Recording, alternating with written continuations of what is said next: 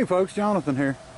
Just wanted to update everyone and show you what we're going to do on the next rat rod build. The next one-day rat rod build, I should say. We're going to use this 62 Willys truck, and this is the Willys Jeep, not the Kaiser Willys, but we're going to do a few things to this. I think what we're going to do is go with a straight front axle and big block Chevrolet, will be a truck motor, and a few other things, probably 9-inch Ford rear end that I've already got.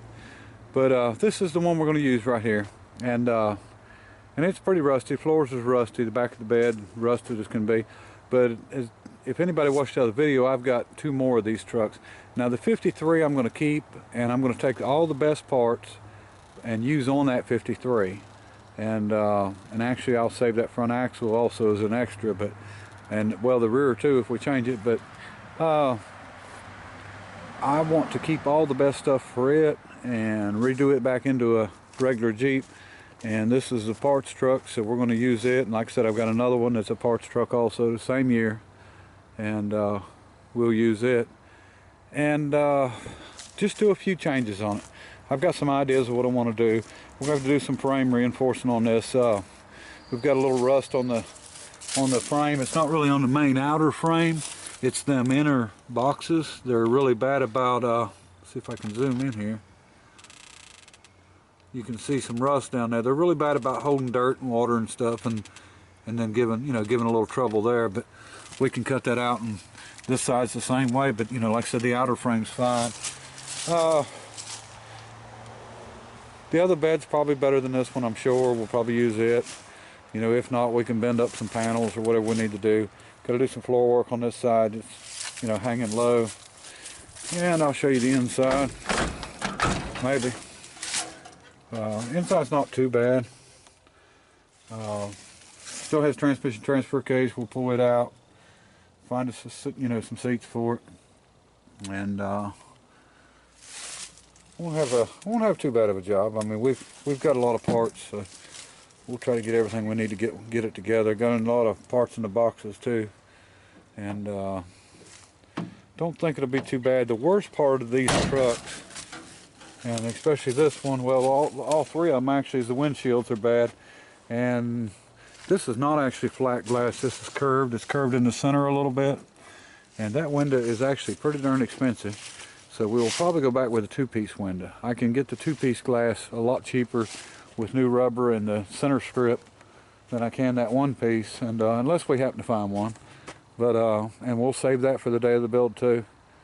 We'll do it all. And I have got an engine that I actually went and picked up today, and I'll go show you it.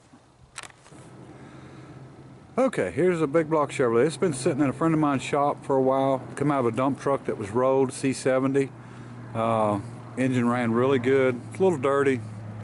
We'll do some, stripping down and cleaning up and getting it ready. It's got a raised water pump, like the big trucks has got. Walk around the other side where you can see it. The water pump actually sits up a lot higher than what it would normally sit.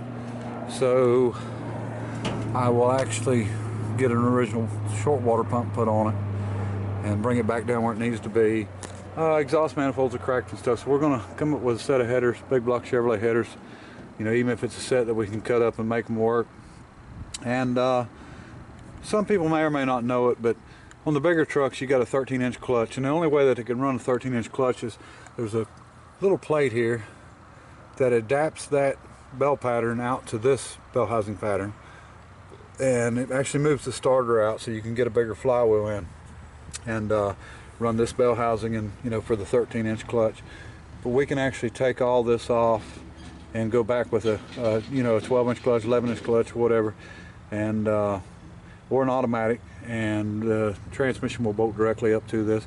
Now this is only 366 cubic inches. This is just a big truck motor, but this thing should have plenty of torque. It's got a Holley 4-barrel, but it's got a governor on it, and of course we'll put a different carburetor on it. Might be able to come up with an old Edelbrock carburetor or something. We'll clean it up, re-gasket it, and get some paint on it and make it nice. But this should should put us burning the tires a little better than that little diesel, but you know, that diesel wasn't but 236 cubic inches, and you know, they didn't have a lot of horsepower anyway. I think it had 80 original and probably didn't have about 100 with the turbo. You know, the turbo was a little too big for the engine, but you know, we wasn't expecting a whole lot from it. So, but anyway, this is where we're at on the next build, and I'm going to keep everybody updated, and when we come up with a date, we'll give you the date, and till then, bye.